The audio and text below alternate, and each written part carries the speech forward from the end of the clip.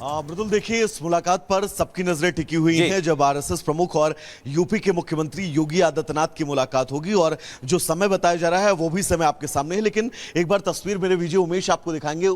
मुख्यमंत्री योगी आदित्यनाथ जो है वो इस वक्त चिड़ियाघर में मौजूद है। गोरखपुर के चिड़ियाघर की तस्वीर हम अपने दर्शकों को दिखा दें और यहाँ पर वो जो है वो लगातार पिछले तकरीबन 40 मिनट से जो है वो इस पूरे चिड़ियाघर का मुआयना करते हुए नजर आ रहे हैं। और उसके बाद एनेक्सी भवन में एक बैठक है और फिर उसके बाद जो संभावित मुलाकात आरएसएस प्रमुख मोहन भागवत की और योगी आदित्यनाथ से होगी।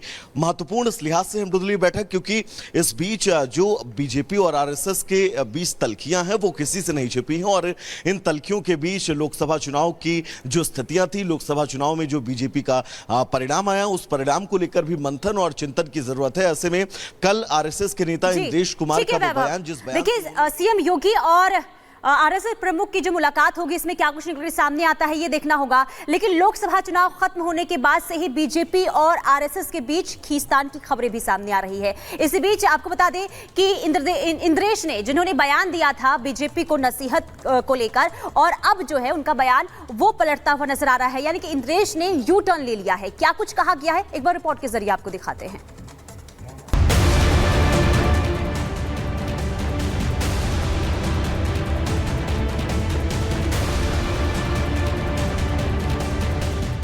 चुनाव के बीच आरएसएस और बीजेपी में तनातनी की खबरें थी।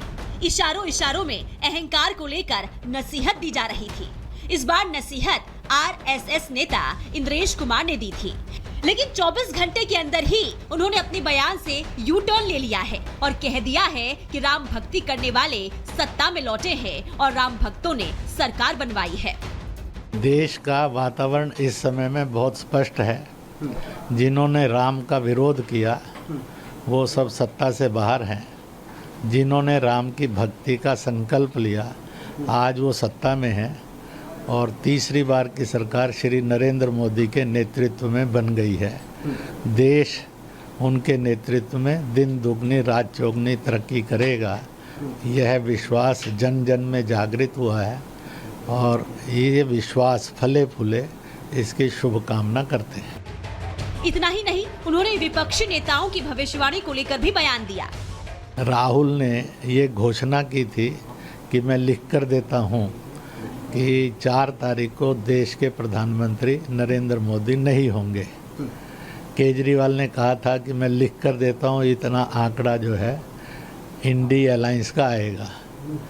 तो उनकी घोषणाएं हैं पॉलिटिकल स्टाइल की। अब इसको आप जो भी शब्द देना चाहे दे सकते हैं। मेरा इतना ही कहना है कि देश अब आगे बढ़ चुका है इससे।